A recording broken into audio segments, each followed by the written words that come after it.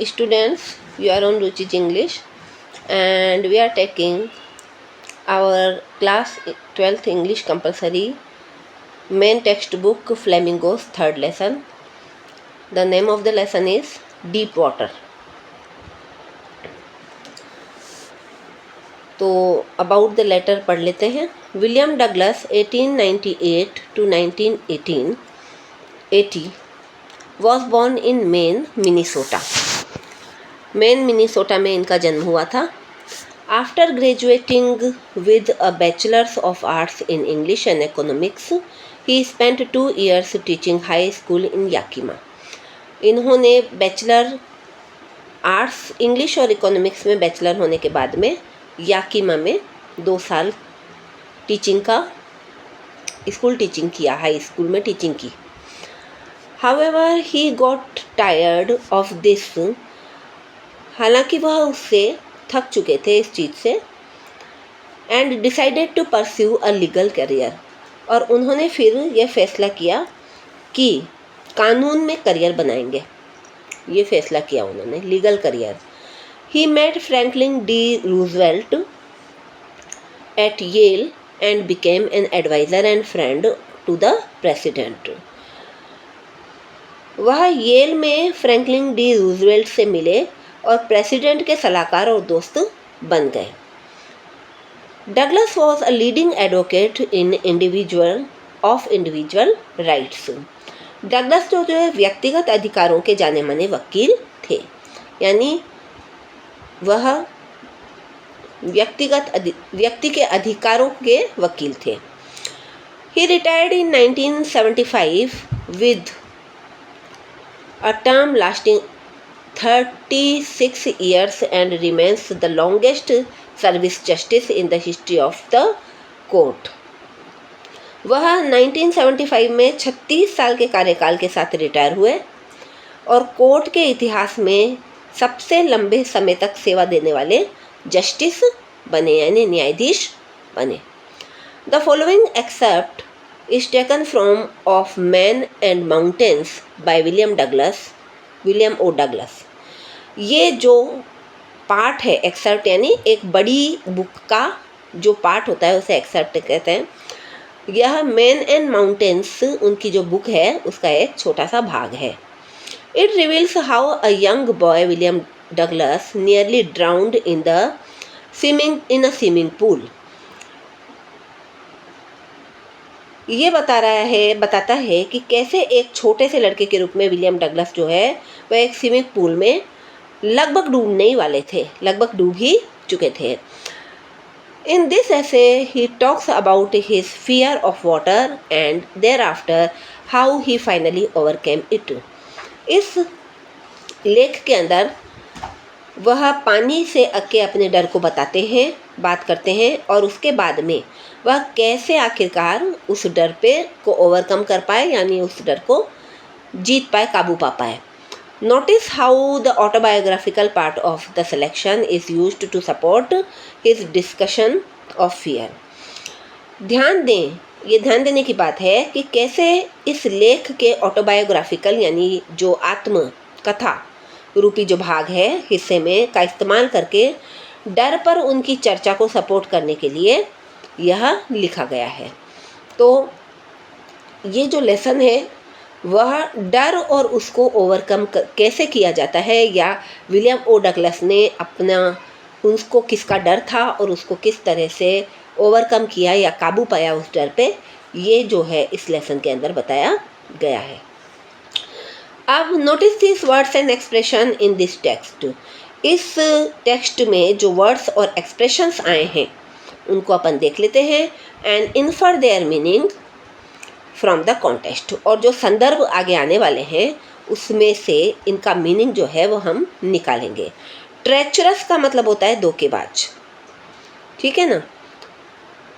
छिपे हुए रूप से धोखेबाज जो होता है उसे ट्रेचरस कहते हैं. सबड्यूड माई प्राइड, घमंड को दबा देना. अपने घमंड को अगर अपन दबा देते हैं तो दमन कर देते हैं उसका, तो उसे सबड्यूड माई प्राइड कहते हैं. फ्लेल्ड एट द सरफेस, सतह पर लहराया, ठीक है. आगे आ गया फिशिंग फॉर लैंडलॉक सालन, जमीन पर फंसे सैल्मन के लिए, सैल्मन मछली को पकड़ना, ठीक है ना। फिशिंग लैंडलॉक का मतलब होता है जहाँ पर समुद्र के पास में अगर कोई छोटा सा तालाब सा बना होता है उसे लैंडलॉक कहते हैं। नेक्स्ट आपके आ गया मिस एडवेंचर। मिस एडवेंचर का मतलब होता है कि खतरा मोल लेना। उसके बाद में आपका आता है bob to the surface like a cork, cork की तरह सतह पर उछलना। कॉर्क पानी में सतह पर उछलता रहता है, कभी नीचे थोड़ा सा नीचे जाता है फिर ऊपर आ जाता है। कर्टेन ऑफ लाइफ फेल, यानी ज़िंदगी का पर्दा गिर गया। ज़िंदगी का पर्दा कब गिरता है? जब आपको मौत जैसा लगता है, मृत्यु के समान महसूस होता है, तब ज़िंदगी का पर्दा गिरता है। Back and fourth across the pool, pool के आगे और पीछे। तो दीज आर द एक्सप्रेशन, ये एक्सप्रेशन है। अब अपन लेसन स्टार्ट करते हैं। It happened when I was 10 और 11 ईयर्स ओल्ड, यह तब हुआ जब मैं 10 या 11 साल का था। I had decided to learn to swim, मैंने तैरना सीखने का फैसला किया। There was a pool at the YMCA in Yakima that offered exactly the opportunity, Yakima में YMCA में एक पूल था जो मुझे वह मौका दे रहा था जो मैं चाहता था। The Yakima river was treacherous, Yakima river जो है वह धोखेबाज थी, यानी कि वह एक ऐसी रिवर थी जो कभी भी वहाँ पे लोगों के डूबने की बहुत सारी घटनाओं की न्यूज़ आती रहती थी। Mother continuously warned against it and kept fresh in my mind the details of each drowning in the river. मेरी मम्मी जो है वो इस नदी में डूबने की घटनाओं की मुझे जानकारी देती रहती थी कंटिन्यूअली, यानी समय समय पर, लगातार नहीं, समय समय पर जानकारी देती रहती थी। और मेरे दिमाग में ताज़ा रखती थी इन बातों को कि यह जो नदी है जो है वो ट्रेचरस है, वह धोखेबाज है। But the YMCA pool was safe, पर YMCA पूल जो था वह सेफ था, बिल्कुल सुरक्षित। It was only 2 or 3 feet deep at the shallow end, and while it was 9 feet deep at the other, the drop was gradual. YMCA जो था वो सुरक्षित था, यह उथले सिरे पर सिर्फ 2 या 3 फीट गहरा था, यानी जहाँ से वो शैलो था वहाँ पर 2 या 3 फीट ही गहरा था, जबकि दूसरे सिरे पर यह 9 फीट गहरा था। मतलब पूल जो है वह एक तरफ से ज़्यादा गहरा था, एक तरफ से कम गहरा था। पानी धीरे धीरे नीचे जा रहा था, यानी कि जो ड्रॉप था उसका, पूल का जो टेढ़ापन था वह ग्रेजुअल था, यानी धीरे धीरे था, एकदम बहुत ज़्यादा स्लोपी नहीं था बल्कि ग्रेजुअल था। I got a pair of water wings and went to the pool, मैंने पानी के एक जोड़े को पूल में डाला और पूल के पास गया। वाटर विंग्स होते हैं कि पानी का जो पंख टाइप के होते हैं जिससे तैरने में आसानी होती है। I hated to walk naked into it and show my skinny legs, मुझे उसमें नंगा चलना और अपने नग्न चलना और अपने पतले पैर दिखाना पसंद नहीं था। स्किनी यानी पतले, पतला था। 10 साल का या 11 साल का लड़का के बारे में बात कर रहे हैं।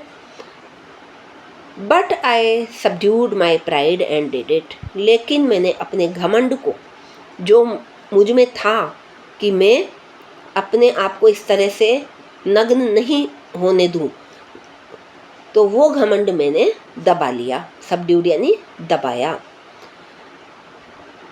For the beginning however I had an aversion to the water when I was in it, हालांकि शुरू से ही जब मैं पानी में होता था तो मुझे पानी से एवर्सन यानी नफ़रत ही थी।